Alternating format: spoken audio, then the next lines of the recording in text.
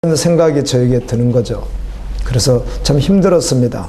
그래도 건너뛸 수는 없으니까 전해야 되는데 주님 어떻게 해야 되죠? 저는 이 말씀 전할 자로는 합당하지가 않는데요. 그렇게 고민하다가 주님, 네, 다시 한번 말씀 받겠습니다. 아멘. 다시 한번 받고 또 결심되어지겠습니다. 그래서 우리 지체들과 함께 동일한 마음으로 말씀 받겠습니다. 그럴 때 다시 용기가 났고 다시 말씀을 준비할 수가 있었습니다. 저에겐 실제된 그런 상황들이 있었습니다. 계시록 2장 8절 말씀은 이렇게 시작합니다. 서머나 교회 사자에게 편지하기를 처음이요 나중이요 죽었다가 살아나신 이가 이르시되. 서머나 교회 천사에게 편지하기를 처음이요 마지막이요 이렇게 예수님께서 하신 말씀입니다. 아멘. 예수님이 말씀하기를 나는 처음이며 마지막이다.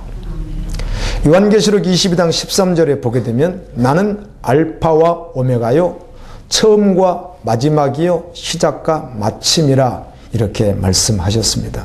이 알파와 오메가는 신약성경을 기록한 헬라어 알파벳 첫 자와 마지막 자입니다. 예수님 자신이 역사의 시작과 끝이라고 말씀하시는 겁니다. 여러분, 이 땅의 어떤 종교 지도자가 그 어느 누가 이렇게 말한 사람이 있습니까? 예수님만 하실 수 있는 말씀입니다.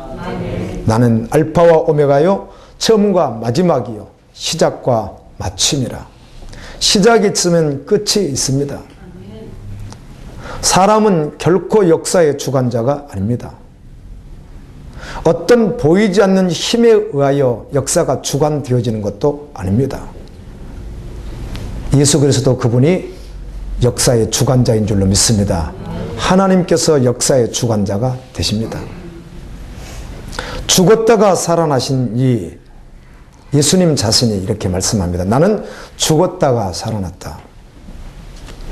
인류의 죄를 대신 지시고 죽으셨다가 3일 만에 살아 영원히 나는 세상을 온 우주를 천국을 통치한다 이렇게 말씀합니다. 성경에는 예수님께서 죽었다가 살아나셨다는 말씀이 얼마나 많이 기록이 되어 있는지 모릅니다. 요한계시록 1장 18절도 곧 산자라 내가 전에 죽었었노라 벌지어다 이제 세세토록 살아있어 사망과 음부의 열쇠를 가졌노니. 요한이 봤더니 어린 양이 보좌 옆에 있는데 어린 양이 있었는데 일찍 죽임을 당한 것 같더라. 그리고 살아나신 분, 그분은 예수 그리스도입니다. 예수님께서 살아나셔서 감람산에서 승천하고 난 후에 제자들이 기도하고 성령을 받고 말씀을 증거하는데 이것만 전합니다. 예수 그리스도는 죄인들을 위하여 십자가에 달려 돌아가 죽으셨다는 것이에요. 아멘. 그분이 구원자라는 거예요. 메시아라는 것이죠. 그분은 부활하셨다는 것입니다. 그분은 세상을 통치하시는 분이고 그리고 그분은 다시 오신다고 전했습니다. 주님이 죽으셨고 부활하셨다는 것을 제자들은 한결같이 전합니다. 우리 예수님은 처음이요 마지막이요 죽었다가 살아나신 분입니다. 그분이요 오늘 우리에게 말씀하는 거예요.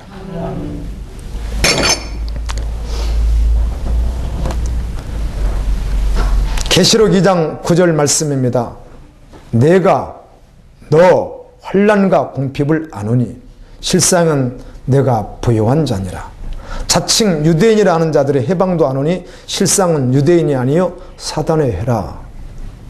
죽었다가 살아나시니 처음과 마지막이시니 이분께서 말씀하기를 서머나교회 교인들 너희들이 어떤 환난을 당하고 어떤 가난 속에 있는지 내가 다 안다. 그런데 사실 너희들 보이긴 그렇지만 실상은 너희들은 부유한 자다. 이렇게 칭해 두시는 거예요. 그리고 유대인도 아니면서 자칭 유대인이라고 하는 사람들이 너희들을 계속해서 핍박하고 죽이고 고통스럽게 하지만 사실 그들은 유대인이 아니고 사탄이다. 사단. 사단의 횟집이다. 이렇게 예수님이 친히 말씀해 주시는 거예요. 나는 너의 고통을 안다. 주님이 이렇게 말씀합니다. 여러분, 그러므로 주님께 다 가지고 가십시오. 혼자 고민하지 마시고 슬퍼하지 말고 주님께 가지고 나가십시오. 주님이면 전부입니다. 주님은 우리의 모든 것을 다 감당하고도 남으신 분이에요. 아멘. 내가 겪고 있는 끝없는 고통을 안다. 다른 번역 성경은 그렇게 번역했더라고요.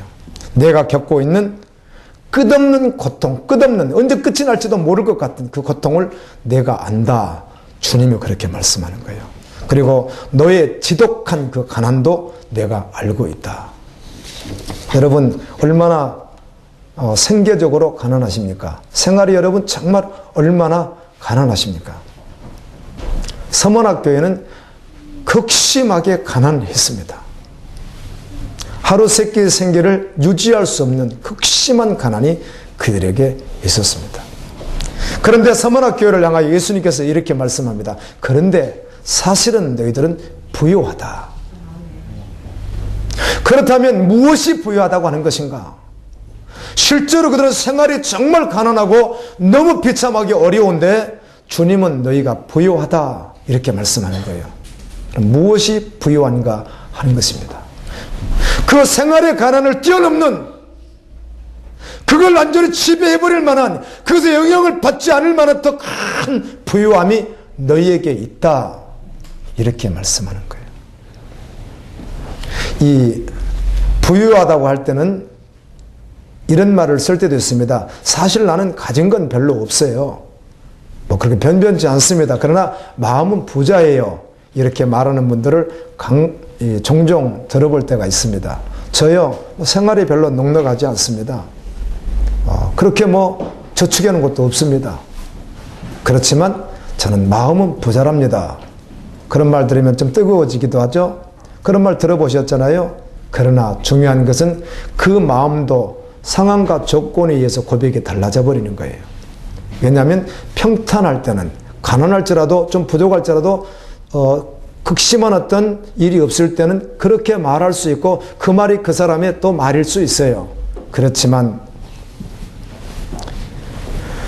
정말 비통한 상황에 놓일 때, 턱가 흔들리듯이 그 가난으로 인해서 어마어마한 억울함과 어마어마한 비참함에 빠질 때는 그 생각이 없어지겠죠. 저는 그래도 마음이 부자예요. 그때는 그렇게 말할 수 없는 것이겠죠. 그러니까 그렇게 말하는 것도 진리일 수는 없다는 거죠. 여기서 말하는 주님의 부유는 진리입니다. 아멘. 그 서문학교의 너희는 부자야, 이 말은 진리예요. 진리. 영원히 변할 수 없는 영속적인 것이에요. 이 세상 가치로 보면 서문학교의 성도들은 절대로 부자가 아니에요. 그들은 어쩌면 가난 속에서 빠져나올 가능성이 전혀 희박한 사람들이에요. 여러분, 소망 있으면 얼마나 좋겠어요? 가난해서 빠져서 부자라고 하는 이런 세상 사람들 소망 있으면 얼마나 좋겠어요? 그러나 서문학교의 성도들은 도저히 빠져나갈 가능성이 없는 사람들이에요. 그냥 그 가난의 그냥 끝이에요. 달리 어떻게 누릴 수 있는 환경이 없어요, 그들에게는요. 왜냐하면 당시 기독교인으로 살아가려고 한다면 로마와 유대와 그리고 수많은 종파들에 의하여 그들은 핍박을 당하고 고난을 당하고 경제생활을 할 수가 없고 그들과 물물교환을 할 수가 없고 그 어떤 것도 사고팔 수도 없는, 고용주들이 그들을 고용해 주지도 않는, 그리고 도리어 그들이 산골에서 뭘 지어도 와서 그들을 다 흩어버리는 그런 환경에 주어져 있기 때문에 그들에겐 넉넉히 사는 이런 소망 자체가 이미 끊어진 사람들이에요. 오늘날 우리하고는 좀 다른 것이죠, 상황이. 그런데도 주님은 너희는 부자야 이렇게 말씀하는 거예요. 아멘. 주님의 말씀이 진리인 줄로 믿습니다. 보여지는 현상이 진리가 아니라. 이집트 수도 카이로 외곽에 가게 되면 모카탐이라고 하는 곳이 있다고 그래요. 그런데 그곳에 동굴 교회가 있습니다. 지금 현재 말하는 겁니다. 오늘 그곳은 쓰레기들이 이렇게 저장된, 아마 쓰레기를 갖다 버리는 곳인지 쓰레기 마을 이렇게 칭하는 곳이에요. 그런데 이곳의 주민들이 많은 뭐 수천 명이 넘는 주민들이 공동체 생활을 하는 거예요. 그들은 원래 그대로 살 수 있는 곳이 아니기 때문에 원래 살았던 자들이 아니라 신앙의 자유를 찾아서 믿음 생활을 온전히 주님께 하기 위해서 초대교회 그리스도인들이 바위틈에서 골을 파고 카타콤에서 예배하는 것과 같이 정말 자유롭게 주님 한번 섬겨보겠다고 모인 사람들이에요. 다른 타인들이 이렇게 그들을 지칭하는 거예요. 자발린 그러는 거예요. 자발린이라고 하는 말이 그들 언어로 쓰레기라는 뜻이랍니다. 저들은 쓰레기야. 저기 모여 사는 저들은 쓰레기야. 이렇게 칭을 한다는 거예요. 그래서 사람 취급을 받지 못하는 거겠죠. 이들이 교회를 지을 힘이 없으니까 굉장히 큰 동굴을 있었나 봐요. 그래서 한 2만 명도 더 수용할 수 있는 동굴이 있는데 그것을 의자를 만들기 위해서 돌을 계속 이렇게 정으로 깎아가지고 깎고 해가지고 의자들을 이렇게 계단식으로 만들었어요. 그리고 이제 그것이 예배 처소예요. 한 2만 명 정도 들어갈 만큼 크게 만들었다고 그래요. 동굴이 그렇게 큰가 봐요. 그래서 막 의자를 막 깎은 거예요. 돌을 이렇게. 이들은 주님을 예배하게 하여 오늘 지금 그곳에 모여 있습니다. 아멘. 그래서 공동체 생활을 하는 거예요. 저는 달리 의심되지 않았습니다. 참 거룩한 백성들이다. 아멘. 이 시대에 그런 거룩한 백성들이 있다는 것이 얼마나 저에게는 기쁨이 되는지. 아멘. 그들도 동일한 우리의 지체인데 말이에요. 서문학교의 성도들은 궁핍했습니다. 아주 가난했습니다. 그런데 예수님은 그들에게 너희는 부유하다 이렇게 말씀해 주는 거예요. 도대체 무엇이 부유하다는 것이에요? 무엇이? 이미 말씀으로 여러분 성령께서 말씀해 주신 줄로 믿습니다. 무엇을 부유하다고 하는지. 고린도후서 6장에 보게 되면 어떤 한 증인이 이렇게 고백을 합니다. 나는 근심하는 자 같으나 누가 봐도 나는 근심하는 자 같으나 나는 사실 항상 기뻐하는 자요. 누가 봐도 나는 아주 궁핍한 가난한 사람 같으나 나는 많은 사람을 부유하게 하는 사람이요. 모두가 왔을 때 나는 아무것도 없는 노숙자같이 보일지 모르나 나는 모든 것을 가진 자다. 이 진리의 고백을 합니다. 예수와 함께 십자가에서 죽고 예수와 함께 영원히 서른한 자는 언제나 이렇게 고백되어지는 것입니다. 세상에 그 다 없어도 예수가 있으니까 나는 부유하다. 내 소망은 보이는 소망이 아니라 보이지 않는 영원한 소망이 있기에 나는 부유한 자다. 아멘입니다. 아멘. 아멘. 아멘이죠. 예수님, 그분이 내 안에 있으면 부유한 자인 것이죠. 그분 안에 영원한 나라가 있기 때문에. 할렐루야. 그리스도인은 예수 그리스도 그분만이 결론이 되어서 그분의 제자의 삶을 살아갑니다. 그리고 생명을 전하는 일을 합니다. 생명이 흘러가게 합니다. 초등학생들이 와 있어서 감사해요. 초등학교를 지도하는 어떤 지체가 있어요. 감사하더라고요. 고등부 지도하는 지체도 감사하고요. 감사해요. 기도하면서 주님의 상한 마음 주십시오. 주님이 영혼을 바라보는 그 애통하는 마음을 부어달라고 간절히 기도하면서 주님 지체들을 구원으로 이끌어 주옵소서. 정말 달라졌어요. 주님이 하시는 것 같아요. 주님이 하십니다.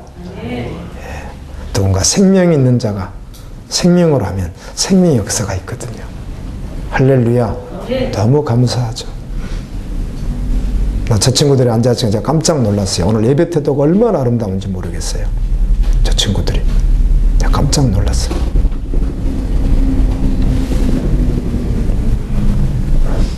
주님의 생명을 가진 세상이 봤을 때는 초라했을지라도 부유했던 그들, 주님이 부유하다고 그렇게 칭해줬던 그들은 멈추지 않고 한결같이 달려갔어요. 아멘.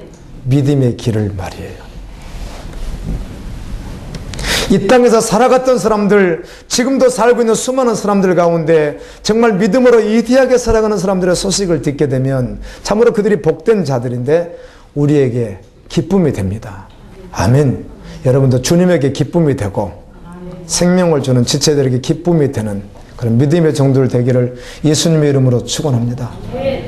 이 땅에서는 고난을 당할 수 있으나 영원하지 않습니다. 그러나 그들은 영원한 복을 이미 취하고 있는 자들이기에 부여한 거예요. 우리는 보이는 상황에 주목하는 자들 아니라 보이지 않는 그것이 더 실존이고, 아멘, 그것이 더 확실하고, 아멘, 그것이 더 진리인 것이에요. 전 공동체 생활하는 분들이 부러웠어요. 이집트 카이로 외곽에 있는 동굴에서 자바린 쓰레기라고 하는 말을 들으면서 주님을 섬기려고 모이는 공동체, 나도 그곳에 있으면 행복할 것 같다. 아멘입니다, 여러분. 주님이 기회를 여기에 주셔서 여기서 십자가를 바라보고 나가는 것이지, 그곳에 있었다면 또 그곳에 두시는 그 행복이 엄청나겠다, 그런 생각을 해 보았습니다. 여러분, 믿음으로 주님 바라보는 여러분에게 동일한 마음이 있을 줄로 압니다. 여러분, 무엇을 바라보고 사십니까? 무엇을 위해 일하십니까? 무엇을 위해 그렇게 분주하게 마음을 움직이고 계십니까? 사도행전 3장 말씀을 보았더니 예수 그리스도의 제자였던 베드로와 요한, 바닷가 어부였던, 정말 어떻게 보면 평범했던 그들, 주님의 제자가 되어 성령 받고 말씀을 전하는 현장에 있을 때 성전에 기도하기 위하여 올라갔습니다. 올라가는데 미문이라고 하는 곳에 안진뱅이가 앉아있는데 스스로 온 것이 아니라 언제나 누가 대신 데리고 왔어요. 거기에 앉아있는 거예요. 구걸하는 사람이에요. 이 미문 하면 설명을 좀 드린다면, 예루살렘 성전은 당시 헤롯 46년 동안 지었던 헤롯 성전 구조가 어떻게 되어 있느냐면 바깥 울타리가 있습니다. 이 바깥 울타리에서 문을 들어가는데, 여기 바깥 울타리에서 문을 들어가면 이걸 이방인의 뜰 이렇게 했습니다. 이방인의 뜰. 아마 이방인들 같이 들어갈 수 있는 뜰인 것 같죠. 이방인의 뜰 이렇게 되어 있습니다. 그리고 다시 한번 그 안에 또 울타리가 또 있습니다. 그리고 문이 하나 있는데 이 문이 미문입니다. 이방인의 뜰에서 그 안으로 들어가기 위해서 있는 문이 미문인데, 그 안에는 무슨 곳인가? 여인들의 뜰이라고 그래요. 여인들의 뜰. 그리고 그 다음에 또 하나의 울타리가 있습니다. 그 울타리 바로 문을 열고 들어가면 이스라엘의 뜰이라고 그래요. 그리고 여기선 약간 칸막이가 있고 그 뒤가 성소입니다. 그리고 그 다음이 지성소예요. 근데 미문이 바로 그곳이에요. 그러니까 이방인의 뜰에서 여인의 뜰도 들어가지 못하는 곳이에요. 그곳이. 사람들이 가장 많이 그곳에 밀집하기 때문에 그곳에 놔뒀을 수도 있습니다. 그곳에 있어요. 무엇을 얻을까 하고 늘 손을 벌리는 사람이에요. 무엇을 얻을까? 동전 얻으려고 하는 거겠죠. 단 한 번도 그 미문에서 스스로는 들어갈 수도 없을 뿐만 아니라 그 안에 들어가 봐야 사람이 없으니까, 많지 않으니까. 여인의 뜰에서 이스라엘 뜰도 한 번도 들어가 보지도 못하고, 더더구나 성소에는 한 번도 들어가 보지 못하고, 구약시대 때 지성소는 제사장만 들어가고 당시는 성소도 사제들만 들어갔지만, 오늘날에는 영적으로 우리가 어디까지 들어가요? 성소와 지성소를 다 들어가잖아요. 그런데 이 미문에 앉아있던 사람은 단 한 번도 이스라엘 뜰 한 번도 들어가 보지 못하고, 성소도 한 번도 들어가 보지 못하고, 지성소 한 번도 들어가 보지 못하고, 하나님의 임재하는 곳을 들어가 보지도 못하고, 미문에서 무엇인가 얻을까 하는 교인들이 있을 수 있다고 생각합니다. 따라서 이를 안진뱅이라고 하는 것입니다. 여러분, 육체적으로 안진뱅이를 원하지는 않을 것 아니에요. 그렇다면 영적으로도 안진뱅이를 원하면 안 되는 것입니다. 금과 은은 내게 없거니 나사렛 예수님으로 명하노니 일어나 걸으라고 할 때 그가 일어나 걸으며 뛰며 그냥 막 안으로 들어가는 거예요. 할렐루야. 일어나서 여인의 뜰을 통하여, 이스라엘의 뜰을 통하여, 성소를 통하여 지성소로 들어가서 주님과 교제하는 거죠. 아멘. 이 길을 주님은 활짝 열어놓으셨어요. 앉은 명이라도 일어서면 그곳에 들어올 수 있도록 주님은 열어놓으셨어요. 호세아에 보면 장렬지라도 주님을 삼아 정말 얘기하고 돌아오면 그 길을 열어놓으셨어요. 고아에게도 열어놓으셨어요. 어떤 악한 자라도 열어놓으셨어요. 아까 찬양 인도하던 지체가 멘트하는데 처음 듣는 분은 무서울 것 같아요. 그 말이. 마태복음 5장 7장까지 나와 있는 산상수훈에서 예수님은 마음으로 음욕을 품어도 간음했고 마음으로 미워해도 살인했고 하면, 그래서 우리는 간음자요, 폭행자요, 살인자요, 이런 자다 그 말이에요. 아멘. 그럴지라도 주님 언제나 기다리고 계십니다. 회개하고 나아갈 수 있기를 예수님의 이름으로 축원합니다. 혹시라도 미문에 앉아있는 안진명이와 같은 분이 영적으로 있다면 그럴 수 없습니다.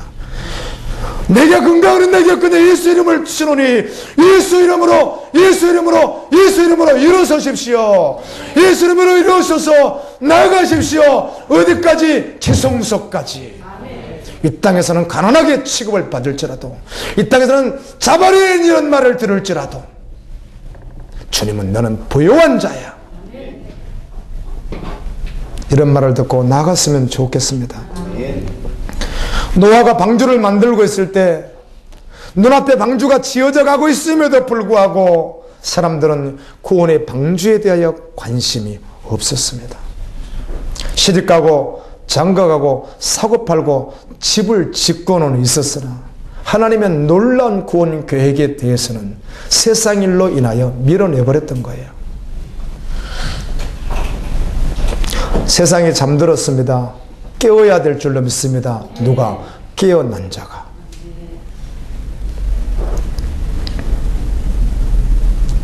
요한계시록 2장 10절은 이렇게 말씀해 줍니다. 내가 장차 받을 고난을 두려워 말라. 너 핍박을 당하고 아주 가난한 건 내가 다 한다. 내가 사실 실상은 부유한 자라고. 넌 나 있잖아. 내가 영원한 나라를 준비했다고. 너가 장차 받을 고난이 있어. 앞으로 고난이 더 온다고. 두려워하지 말라. 볼지어다 마귀가 장차 너희들 가운데서 몇 사람을 옥에 던져서 시험을 받게 한다. 그 말은 핍박한다, 죽인다, 환난을 준다, 그런 말입니다. 너희가 10일 동안 환난을 받으리라. 그 환난은 영원하지 않아. 잠시라고. 시대는 잠깐 끝에 있다고. 그러나 아버지 나라가 영원해. 이 말씀 해주시는 것이죠. 너 그래도 죽도록 충성해라. 그래야면 내가 생명의 면류관을 너에게 주리라. 아멘. 장차 받을 고난을 결코 두려워하지 말라. 마귀가 장차 너희 몇 사람을 잡아서 옥에 집어넣어서 죽이고 별짓을 다해도 두려워하지 말라. 네가 그 자리에 가도 두려워하지 말라. 끌려갈 끝에서 두려워하지 말라. 주님을 따르는 제자들이 당하는 고통을 세상 그 누구보다도 주님이 잘 아십니다. 사람이 몰라도 주님만 아십니다.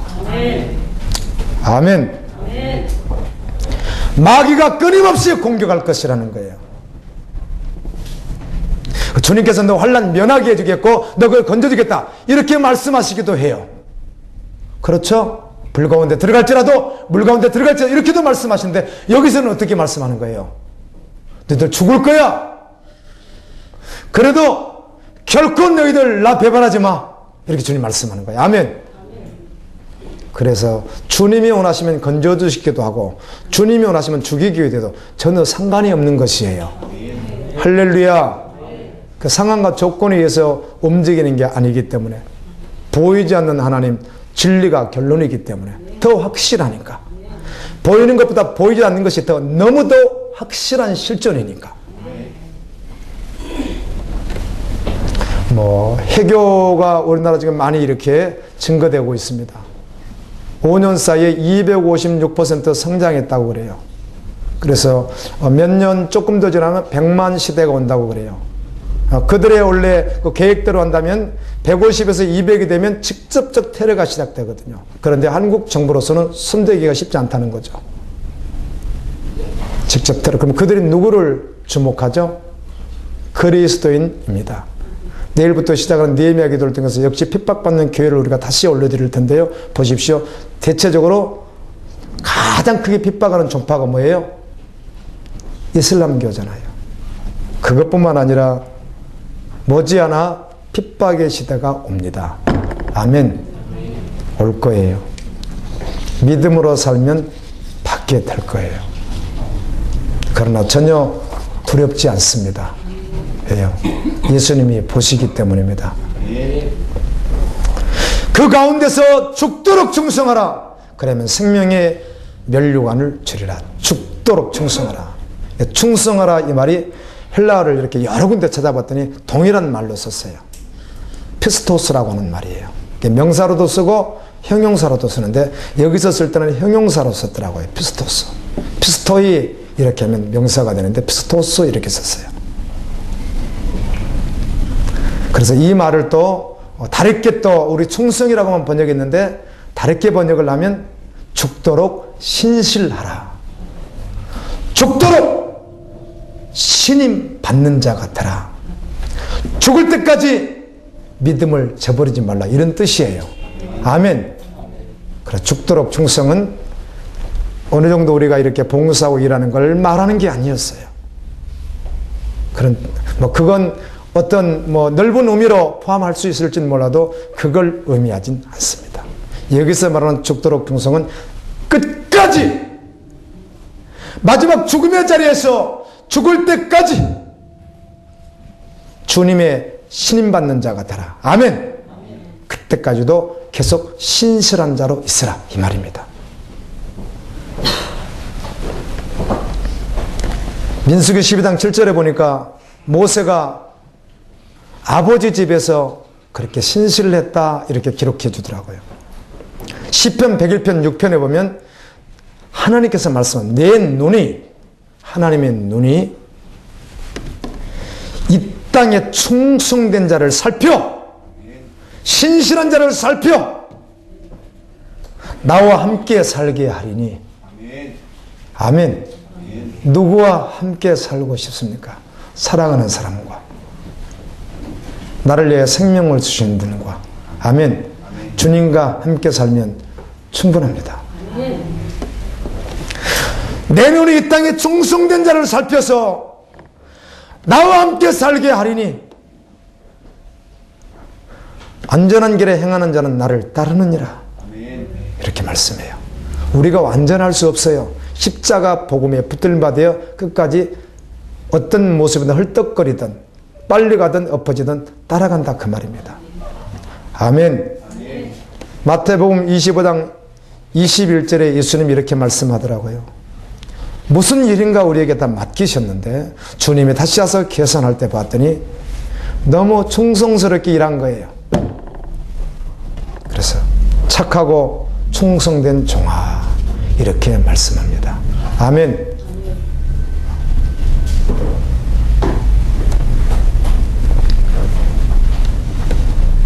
누가복음 16장 10절에 지극히 작은 것에 충성된 자는 큰 것에서도 충성되고 지극히 작은 것에 불의한 자는 큰 것에도 불의하니라. 이 말씀을 보면서 우리가 어떤 직임과 어떤 상을 어디를 주어줘도 어떤 일이든 주님 앞에 충성돼야 되겠구나 이런 생각을 해보게 됩니다. 아멘.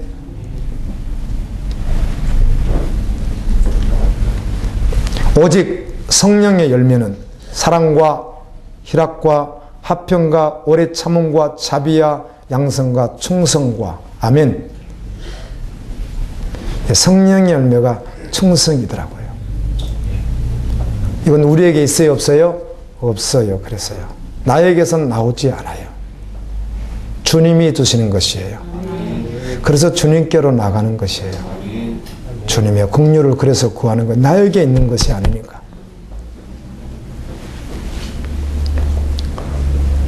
예수님이 충성된 분이시더라고요. 또 충성된 증인으로 죽은 자들 가운데서 먼저 나시고 땅의 임금들의 머리가 되신 예수 그리스도, 이렇게 말해요. 예수님은 충성스러운 분이셨어요. 계시록 2장 13절에 보게 되면 이 사단이 어떤 세력을 형성해서 믿는 자들을 잡아 죽일 때 내 충성된 증인 안디바가 너희 가운데서 곧 사단이 사는 곳에서 죽임을 당할 때에도 죽었어요. 그러니까 충성된 안디바가 죽었다고요. 나를 믿는 믿음을 저버리지 않았다, 이렇게 말씀하더라고요. 아멘. 그러면 어떻게 하겠다는 거예요? 면류관 주겠다. 베드로 5장 4절에 보면 베드로 사도가 말합니다. 영광의 면류관을 그분이 주실 것이다. 시들지 않는 면류관. 아멘. 계시록 4장 4절은 근면류관, 에스겔 23장 42절에서는 아름다운 면류관, 디모데후서 4장 8절은 의의 면류관, 야고보서 1장 12절에는 생명의 면류관을 내가 너희에게 주리라.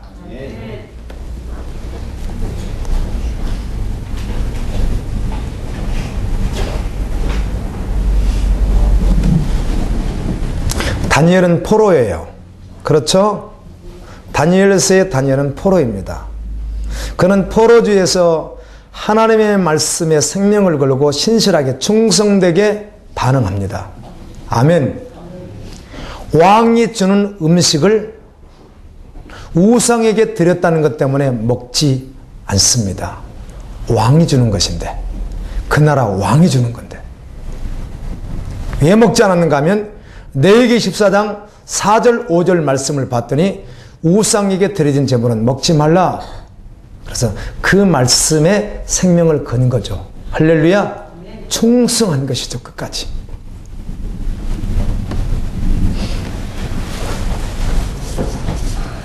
이렇게 보시면 됩니다. 여러분이 지금 해교, 알카에다나 뭐 이런 사람들에게 기독교인이라는 미명하에 잡혔어요. 그런데 그들이 죽일 수도 있는데 안 죽이는 거예요. 그리고 도리어 공부를 열심히 해서 자기들을 도우라는 거예요. 당신 박사 만들 테니까 우리를 그냥 도와라. 대신 왕이 주는 혜택을 다 누릴 수 있도록 해주겠다. 이렇게 한 거예요. 지금 죽일 건데 그렇게 했어요, 그들이.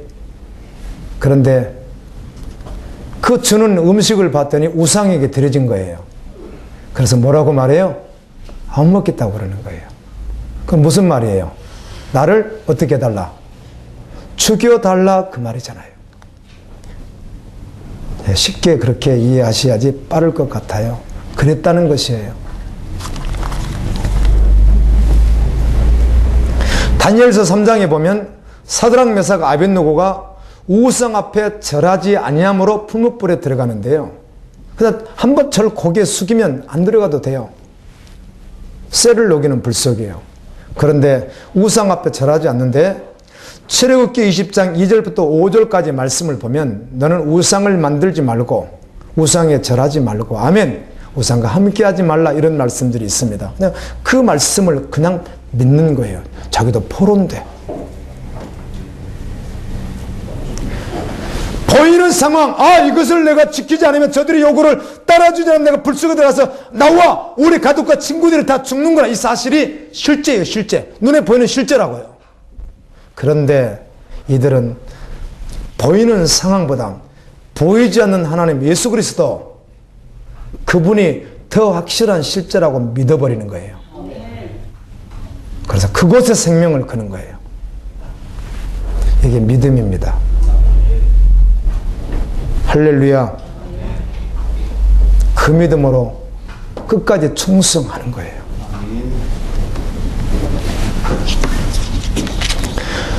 보이는 상황이 실제가 아니라 보이지 않는 하나님이 실제라는 거예요. 보이는 통치자가 실제가 아니고 그림자이고 실제로는 보이지 않는 하나님이 그분이 실제라는 거죠. 더 확실하다는 거예요. 그러니까 10번, 20번, 100번, 1000번, 10,000번 아무리 죽음 앞에서 고민해보고 최종적으로 고민하고 아무리 결론을 내봐도 보이는 것이 결론이 아니라 보이지 않는 그분이 결론인 거예요.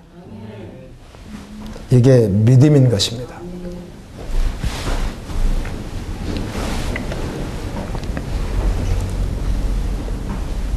이 사도 바울이 죽음에 대한 말을 하면서, 그는 죽음을 이렇게 수명에 대해서 죽은 게 아니고 참수형, 저 칼로 목베움을 당해서 죽는, 이렇게 참수형이잖아요. 이렇게 참수형을 당한 순교자예요. 그 죽음을 앞에 놓고 이런 말을 합니다.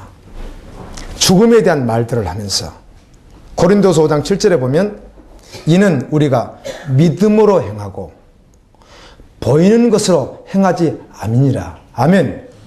우리가 믿음으로 행하고 보는 것으로 행하지 아니하미로다. 보이는 것으로 내가 어떻게 하지 않는다는 거예요. 아멘.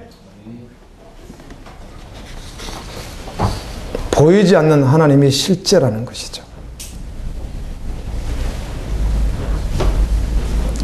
계시록 2장 11절 마지막 구절은 이렇게 말씀합니다. 귀 있는 자는 성령이 교회들에게 하시는 말씀을 들을지어다. 이기는 자는 둘째 사망의 해를 받지 아니하리라. 아멘. 오늘 성령이 교회들에게 하시는 말씀을 들으면 은혜입니다. 그게 마음에 와닿았으면 은혜입니다. 예, 주님, 그 말씀에 생명 올려놓겠습니다 라고 한다면 은혜죠. 둘째 사망의 해가 있습니다. 둘째 사망의 해가 도대체 무엇이, 예수님이 하신 말씀이니까요. 둘째 사망의 해가 있다는 거. 사망은 죽음이거든요. 사나토스, 죽음인데 죽는다는 거예요. 그러니까 둘째 죽음이 있다는 거예요. 그게 도대체 무엇인가? 요한계시록 20장 6절에 보면, 이 첫째 부활에 참여하는 자들은 복이 있고 거룩하도다. 둘째 사망이 그들을 다스리는 권세가 없고 도리어 그들이 하나님과 그리스도의 제사장이 되어 1000년 동안 그리스도와 더불어 왕노릇하리라. 첫째 부활에 참여하는 자는 복이 있는데 이들은 둘째 사망의 해를 받지 않고 예수님과 함께 왕노릇한다, 이렇게 말씀합니다. 20장 14절은 사망과 음부도 불못에 던져지니 이것은 둘째 사망 곧 불못이라. 모든 것이 다 둘째 사망, 죽음에 던져진다는 거죠. 계시록 21장 8절은 자세하게 설명을 해줍니다. 둘째 사망이 무엇인가?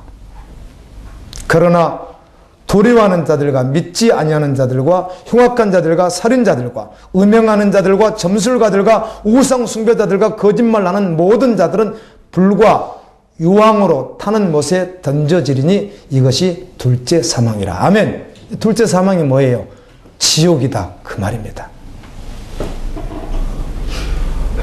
둘째 사망은 지옥이다, 이렇게 말씀해주고 있는 겁니다. 저는 우리 성도들에게 다른 건 몰라도 지옥이 실제되지 않는 이런 분들을 보면요, 언제나 그걸 저분들이 믿을까?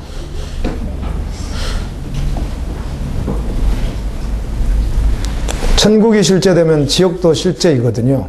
그럼 내가 천국 백성이면 나에게 있는 생명을 나눠야 될 거 아니에요? 누구에게? 가족에게. 그들에게 생명 없으면 둘째 사망을 받아야 하기 때문이잖아요. 그런데 그게 그렇게 잘 안 믿어지실 수 있는 것 같아요. 믿어야 되는데요. 예수님 지금 그 이야기 하고 계시는데요. 목숨을 잃어도 결코 포기할 수 없는 것이 있습니다. 무엇입니까? 주님 앞에 신실함입니다. 믿음입니다. 목숨을 잃어도 결코 포기할 수 없는 것, 말씀을 따르는 것입니다. 영원한 하늘의 소망입니다. 다 포기도 포기할 수 없는 것, 다 뺏겨도 마지막까지 붙잡아야 될 이름, 예수 이름입니다.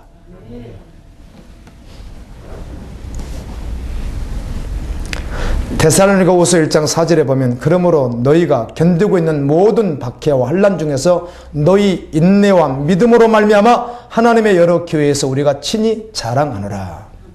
어떤 지체들이, 데살로니가 지역에 있는 교회인들 가운데 어떤 지체들이, 그들이 박해와 환난 중에서도 인내한 믿음으로 잘 견뎌낸 것이에요. 견디고 있는 거예요. 그래서 그들을 자랑하노라. 주님의 자랑 되십시오. 또 경우에 따른 최여정의 자랑도 되십시오. 할렐루야.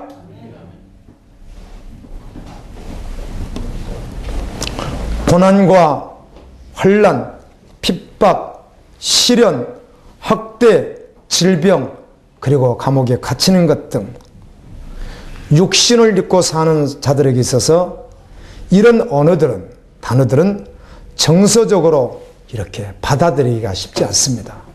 아멘. 고난이란 말, 자신에게 그렇다는 것이죠. 핍박, 시련, 학대, 고통 같은 질병, 감옥에 갇히는 것, 육신을 우리가 입고 있기 때문에 이런 것들은 정서적으로 정말 우리가 우리 인생 속에서 이렇게 막다뜨리고 싶지 않는 그런 단어들이에요. 맞죠? 그렇단 말이에요. 그런데도 불구하고 내가 고난 가운데, 환난 가운데, 핍박 가운데, 시련 가운데, 학대 가운데, 질병 가운데 혹시 감옥에 갇히는 예수 때문에 있는 일이 있었을지라도, 이 못된 상황이 그렇게 되었을지라도 그럼에도 불구하고 그리스도의 순전한 사랑과 연결할 수만 있다면, 아멘. 얼마나 아름다운 모습입니까? 그 가운데서도 그리스도의 순수한 그 순전한 사랑을 가지고 나도 역시 동일하게 주님께 사랑을 올려드리며 그렇게 나아갈 수 있다면 귀한 줄로 믿습니다. 오늘 어떤 한 지체를 소개하고 말씀을 마치려고 합니다. 이런 상황에서도 예수님을 온전히 사랑했던 한 지체의 이야기가 있어서 소개해 주려고 그래요. 잔느 기용이라고 하는 여자분인데 1648년에 태어나서 1717년에 세상을 떠난 70세를 사셨던 분이에요.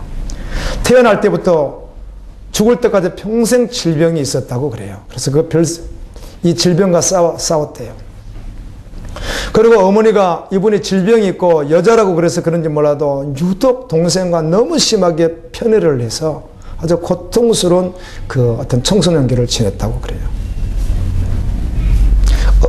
그리고 22살이나 연상인 아주 병약한, 아주 그냥 병에 시달리는 그런 남편을 맞이했어요. 16세 이렇게 맞이해서 사는 거예요.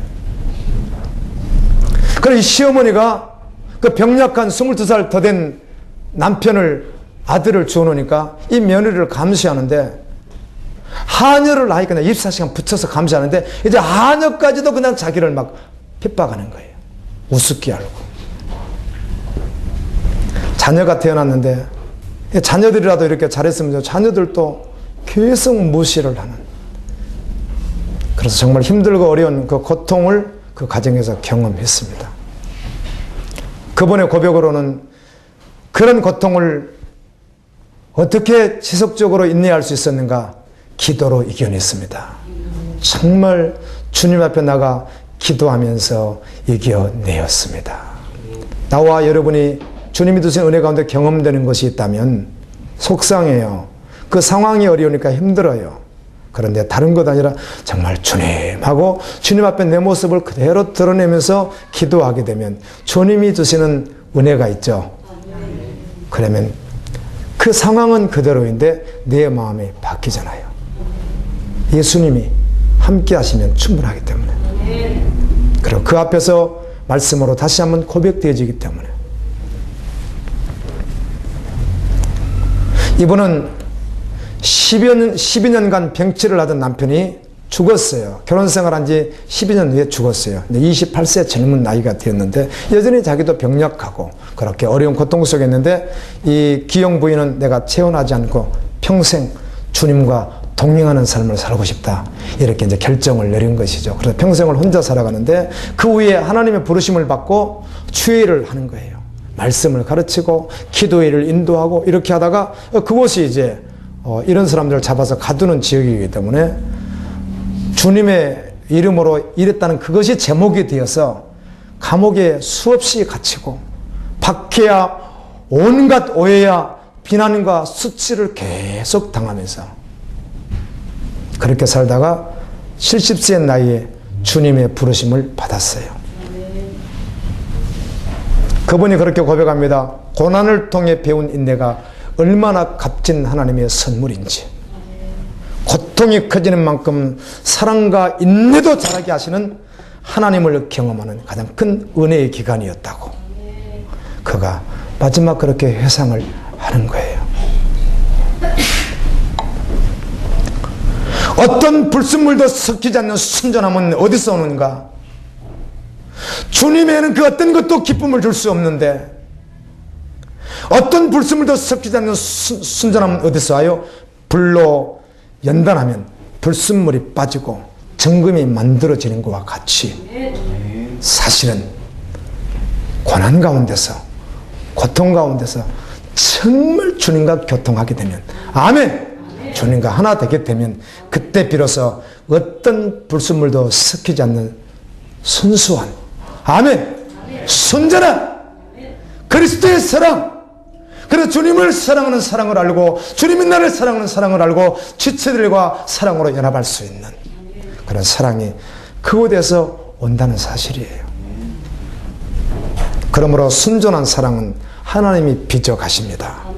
무엇을 통하여? 고난과 고통을 통해서요. 여러분 도망가지 마십시오. 주님 앞에 나오십시오. 그리고 주님 앞에 맡기십시오. 십자가의 고난을 통해 먼저 우리를 순전하게 사랑하셨던 예수님의 그 사랑을 우리는 알고 있습니다. 아멘! 모든 상황을 허락하신 하나님의 사랑의 깊이를 그 순간은 다 헤아릴 수 없습니다.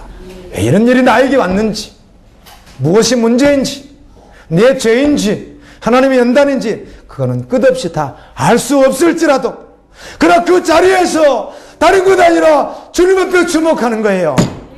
내 말씀 앞에 서는 거예요.